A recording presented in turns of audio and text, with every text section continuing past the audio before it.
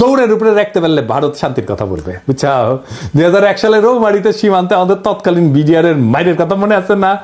Editor সাহেব খালি মাইর হবে, মাইরের সাউন্ড হবে, কেমনে তাদের বিএসএফ কে আমাদের বিডিআর জওয়ানেরা দৌড়ের উপরে রাখিছিল মনে আছে না? হ্যাঁ, তো তখন ভারতের অনেক সৈন্য মারা গেলেও ভারত কিন্তু আমাদের সাথে শান্তি স্থাপন করেছিল, কারণ তারা বুঝেছিল যে বাংলাদেশ তাদের দৌড়ের উপরে দাবরানির উপরে রাখতে পারে। তাইলে ইন্ডিয়ার সাথে শান্তি স্থাপনের একমাত্র পথ হইতেছে, একমাত্র রাস্তা হইতেছে ওরা দাবরানির উপরে রাখা। আরেকটা উদাহরণ দিই, 1962 সালে ইন্দোচীন যুদ্ধে চীনা সেনারা ভারতের সেনাদের নাকানো জমিতে খাইছিল, একটা অংশ দখল করে নিয়েছিল। ভারত তখন দ্রুত নাকে খত দিয়া চীনের সাথে শান্তি স্থাপন করেছিল, কারণ ভারত জানতো যে চীনকে আক্রমণ করলে তাদের খবর আছে, বুঝেছাও? তার মানে ওরা যত দাবরানির উপরে রাখবেন ও শান্তি শান্তি করে আপনার কাছে আসবে। 1 নাম্বার সূত্র কয়া দিলাম। তাই আমাদের সেনাবাহিনীর সাহস নিয়ে লড়াই করার কিছু ডেমো ভারতকে দিয়ে দিতে হবে। আমরা অলরেডি একটা ডেমো দিছি যখন নতুন করে বর্ডারে কাঁটাতার লাগাইতে গেছিল না, কিন্তু এটা তেমন কোনো ডেমো হয় নাই, এটা আরেকটু ভালো করা লাগবে আর কি। আবার ফাজলামি করলে না, রৌমারির কথা মনে করাই দিতে হবে, কলে মাথায় ঢুকাই দিতে হবে যে ভারতকে দৌড়ের উপরে রাখলে তারা শান্তির কথা বলবে। ওর তত্ত্ব দিয়াই ওরে মাইট দিতে হবে। ও কেমনে কূটনীতি চালায়, ওর কূটনীতির মাইন্ডে কি কাজ করে সেটা বুঝা ওর মতো যদি কাজ করেন তাইলে কেস ফতে। এবার আসেন যুদ্ধনীতি। কৌটিল্যের যুদ্ধনীতি কি? কৌটিল্যের মতে একজন রাজা তখনই যুদ্ধের জন্য আক্রমণ করবে যখন দেখবে যে তার অবস্থান শত্রুর চেয়ে শক্তিশালী। কথা সত্য। এই যে 1971 সালের কথাই ধরেন না, পাকিস্তান যখন আমাদের আক্রমণ করলো তখন ভারত আমাদের সাথে এসে সাথে সাথে যুদ্ধ করে নাই। তারা দেখিছে যে আমাদের মুক্তি বাহিনী কতটুকু যুদ্ধ করতে পারে। যখন মুক্তি বাহিনী আমাদের পাইরা ফেলাইছে না পাকিস্তানি বাহিনীদের, যখন দেখেছে যে মূল কাম সাইরা ফেলাইছে, তখন 3রা ডিসেম্বর 71 সালের মুক্তিযুদ্ধের শেষের মাত্র 13 দিন আগে যৌথ কমান্ড গঠন করিয়া মুক্তিযোদ্ধাদের ক্রেডিট নিয়ে বাংলাদেশকে স্বাধীন করিয়া দেওয়ার ক্রেডিট নিয়ে নিছে, বুঝছাও? এটা হইল ভারতের সামবাজ যুদ্ধনীতি। এরা তখনই যুদ্ধ করবে যখন তারা বুঝে যে তাদের জেতার সম্ভাবনা 100%। অনেকেই জানেন যে শেখ মুজিবের বান্ধবী যে ইন্দিরা গান্ধী, সেই সময়ের ভারতের সেনাপ্রধান জেনারেল মানেকশকে জুন মাসে কইছিলেন যে এই যুদ্ধ শুরু করতে, কিন্তু রাজি হন নাই। কারণ তখন বাংলাদেশে বর্ষাকাল এবং তাদের সেনারা বাংলাদেশে বর্ষায় যুদ্ধ করলে পাকিস্তানের কাছে গোয়ারা আসবে। সত্যি কথা, আমার কথা না, মানেকশর কথা। তার মুখে শুনেন দাও কি কইছে, এডিটর সাহেব শুনে দেন। And if I were to go in, I guarantee you 100% defeat. I said to Mrs. Gandhi, will you now give me your orders? All right. Cabinet would meet again at 4 o'clock. So everybody started walking out, I being the junior one. A smile on my face as I was going out. She said, Chief, stay behind. So I said, Prime Minister, before you open your mouth, should I send in my resignation on grounds of health, mental or physical? And she said, oh, sit down, Sam, tell me. Everything you told me is the truth. I said, yes, everything I've told you is the truth. I said, it's my job to fight to win, not to lose. And she smiled at me, she said, all right, Sam, you let me know when you are ready. এই যে 13 দিন যুদ্ধ করেছিল, যুদ্ধের পর যে লুটপাট শুরু করেছিল, সেই সময় কিছু বীর সেনা অফিসারের কারণে ঠিক মতো করতে পারে নাই। মেজর জলিলের কথা মনে আছে, সে বাধা দিছিল, তারে গুম করে ফেলছিল। ওই সময় যে করতে পারে নাই লুটপাটটা, এটা গত 53 বছর ধরে পোষায় নিছে ইন্ডিয়া। তাই আমাদের সশস্ত্র বাহিনীকে মনে রাখতে হবে যেন ভারত কখনো এমন সুযোগ আছে বলে ভুলও না করে। প্রফেসর ইউনূসের সেনাবাহিনীর শীতকালীন মহড়ায় যাওয়ার ব্যাপারটা অনেকটা সেই রকম। আমি খুবই পছন্দ করেছি এটা। অনেকে না বুঝলেও আমাদের সবার শ্রদ্ধেয় প্রফেসর ইউনূস স্যার বুঝতে পারছেন যে এই মহড়ার কত গুরুত্ব। এইসব মহড়া ঘন ঘন করতে হবে, বুঝছাও? শুধু শীত না, বর্ষাতেও করতে হবে। যে শীত বর্ষা কিছুই যে ভারতের কোনো কাজে আসবে না, ওটা বুঝা দেওয়া লাগবে, বুঝছাও? ভারতের মনে যেন ভয় অটুট থাকে, তারা যেন কোনোভাবে বাংলাদেশকে আক্রমণের খায়েশ করতে না পারে। এখন কৌটিল্যের মতে ভারত এই যে যুদ্ধ নীতি, এটা কেমনে করবে? এটা 3 ভাবে করবে, 3 প্রকারে করবে। কি ভাবে? এটা হইতেছে সরাসরি যুদ্ধ, এটা হইতেছে গোপন যুদ্ধ, কিছু কথা থাক না গোপন, আর এটা হইতেছে অঘোষিত যুদ্ধ, মানে ঘোষণা না দিয়া যুদ্ধ, বুঝছাও? ভারত আমাদের সাথে সরাসরি যুদ্ধে যাবি না, যাবি না, ওই সাহসী নাই। ওই যে বুঝিছে না এখানকার পোলা পায়েন এবং বন্দুকের সামনে বুক পাইতা দেয়, তারপরে নড়ে না। তো এর সাথে যুদ্ধ করা চায়। তারা কি কি যুদ্ধ করবে? গোপন এবং অঘোষিত যুদ্ধ তারা সবসময় করে আসতেছে এবং এটা করে আসবে। চলেন দেখি সেটা কিভাবে করবে। গোপন যুদ্ধ হইলো সেটা সেই পন্থা যেটা দ্বারা ভারত আমাদের একদিকে আক্রমণের আশঙ্কা তৈরি করবে আর আমাদের সেনাদের সেই দিকে ব্যস্ত রাখবে, কিন্তু ভারত আমাদের আক্রমণ বা ক্ষতি করবে অন্য দিক থেকে।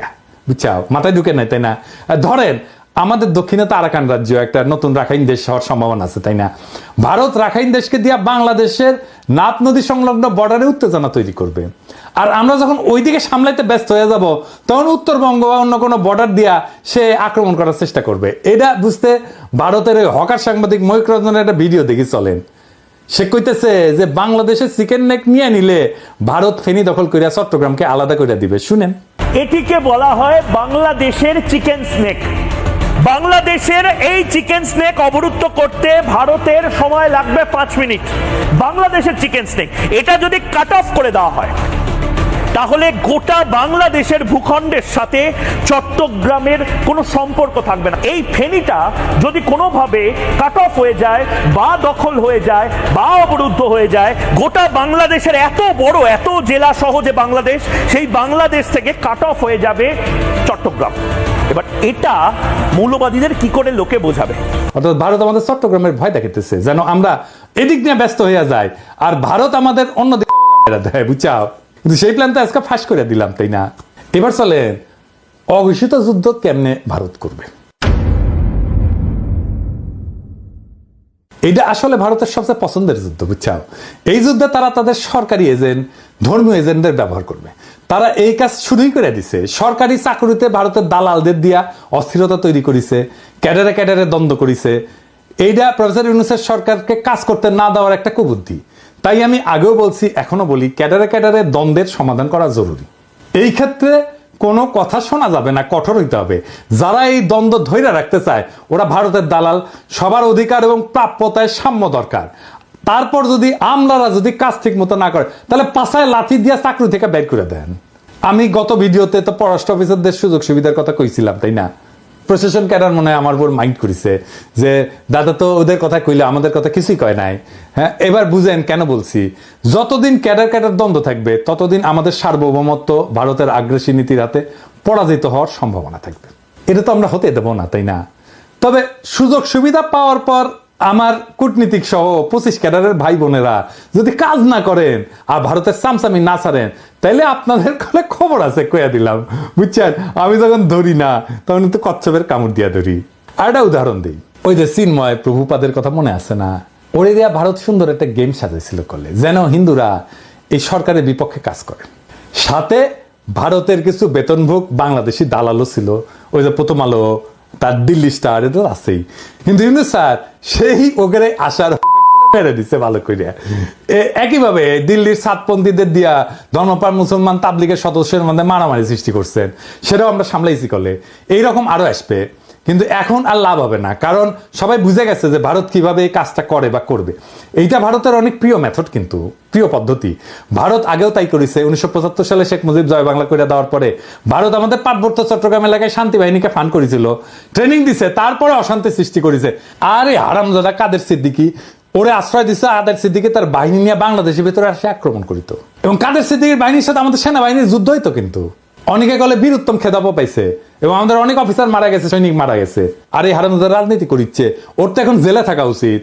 আবার দেখেন, ওই যে শেখ মুজিব জয় বাংলা হওয়ার পর যে শান্তি বাহিনীকে ফান্ড করেছিল না ইন্ডিয়া, আবার যখন কাটাল রানী 1996-তে ক্ষমতা এসেছে তখন ইন্ডিয়া আবার ওই সমস্যার সমাধান করে দিচ্ছে 1997 সালে, যেন আওয়ামী লীগ বাহবা পায় আর বাংলাদেশ তাদের হুকুমের দাসী হাসিনা দ্বারা পরিচালিত হয়। একই কাজ তারা শ্রীলঙ্কায় করেছে তামিল হিন্দুদের নিয়ে, নেপালে করেছে মাওবাদীদের নিয়ে, পাকিস্তানে বেলুচিস্তানে একই গল্প। বাংলাদেশে যেন তারা এই কাজ করতে না পারে সেই দিকে লক্ষ্য রাখতে হবে। বর্ণ, গোত্র, ধর্ম নিয়ে যারা লাভ দিবে, ঝামেলা করার চেষ্টা করবে, ইসলামকে বাংলাদেশে বিতর্কিত করার চেষ্টা করবে, এরা সবাই ভারতের দালাল। এটা মাথায় রাখতে হবে। এবার দেখি কৌটিল্যের নিরপেক্ষতা কূটনীতি কি। কৌটিল্য কাছে যদি কোনো রাজা মনে করে যে তার শত্রু রাষ্ট্রের ক্ষমতা তার সমান এবং এই ক্ষমতার সাম্য তাদের পারস্পরিক ক্ষতি হইতে বিরত রাখে, তবে রাজা সেই রাজ্যের প্রতি নিরপেক্ষ থাকে। মজার কথা মানে হইল, ভারত যদি মনে করে বাংলাদেশ তাদেরকে জয় বাংলা করে দিতে পারে যে কোনো সময়, তাইলে ভারত আমাদের সাথে নিরপেক্ষ আচরণ করার সিদ্ধান্ত নেবে। এই ধরেন 5ই আগস্টের পর আমরা যখন ইলিশ দেওয়া বন্ধ করেছিলাম, তখন ভারতের বাহাদুরি কিন্তু শেষ হয়ে গেছিল। তো ওরা তখন আমাদেরকে তেল দিয়া, কালারানির প্রতি প্রেম কিছুটা বিসর্জন দিয়া আমাদের থেকে ইলিশ নিচ্ছে, আমরা দিচ্ছি। যদিও এই সিদ্ধান্তটা আমাদের অনেকে পছন্দ হয় নাই, কেননা আমরা সেই সিদ্ধান্ত বুঝে নিছি কিনা জানি না। তবে এখন এইসব চাল আমাদের বুদ্ধি করে চলতে হবে। ভারতকে বুঝাই দিতে হবে যে 1971 সালে আমাদের সহায়তা করার প্রতিদান অনেক গুণে আমরা দিছি। এখন আমরা আমাদের ন্যায্য পাওনা আদায় না করে আপনাদের কিছু দিব না। আর একটা উদাহরণ দিই, 2008 সালে যখন মুম্বাইতে আক্রমণ হয় না, ওই যে তার দায় কলে ভারত পাকিস্তানকে দিছিল, অনেক হম্বিতম্বি করেছিল, কিন্তু তারা পাকিস্তানে কোনো সামরিক আক্রমণ চালায় নাই।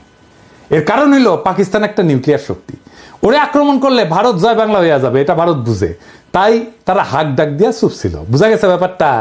শক্তিতে সমান সমান টক্কর দিতে হবে, টক্কর দেওয়ার ক্ষমতা আমার, টক্কর দেওয়ার ক্ষমতা আছে, এইটা বুঝাই দিতে হবে। এবার আসেন কৌটিল্যের আগ্রাসন নীতি। কৌটিল্যের দর্শন মোতাবেক একজন রাজা যখন নিজের শক্তি বৃদ্ধি করে, তখন সে শত্রু রাজ্যকে আক্রমণের প্রস্তুতি নেয়। এটা কিন্তু ভারত খুবই মানে হইল যে এটা ভারতের পছন্দের একটা মেথড, এইভাবে সে মাপে অন্যরে। এই যে ধরেন রৌমারির কথা, 2001 সালে রৌমারিতে ভারতের সেনারা আমাদের জয় বাংলা হওয়ার পরে ভারত কিন্তু চুপ ছিল, কারণ আগেই বলছি। এরপর আমাদের বুবু যখন 2008-এ 111-এর নকশা ক্ষমতা আসে, তার কয়েকদিনের মাথায় ভারতের প্রতিশোধ নেয় বিডিআরে হত্যাকাণ্ড কইরা, 57 জন সেনা অফিসারকে হত্যা কইরা। শুধু তাই না, বিডিআরের গৌরবময় ইতিহাস যেন বাংলাদেশে না থাকে, তাই তারা কাঁঠাল রানীকে দিয়ে নাম পরিবর্তন কইরা বিজিবি বানায়, পোশাক বদলায়। দেখেন হাসিনার দাসত্ব। আমরা যেহেতু এটা এখন বুঝে গেছি, আমরা আবার বিডিআরকে তার আসল নামে ফেরত নিয়ে যাব। বিডিআর নামে পরিচিত হবে, তাদের আধুনিক অস্ত্র দেব, ফেরায় দেব তাদের গৌরবের ইউনিফর্ম। এই নাম শুনলে আর ইউনিফর্ম দেখলে ভারতের 2001 সালের কথা মনে থাকবে, আর পাতলা পায়খানা হয়ে যাবে। এইটা আমাদের প্রথম কৌশল। দেখেন ভারতের সেনা প্রধানের বক্তব্য।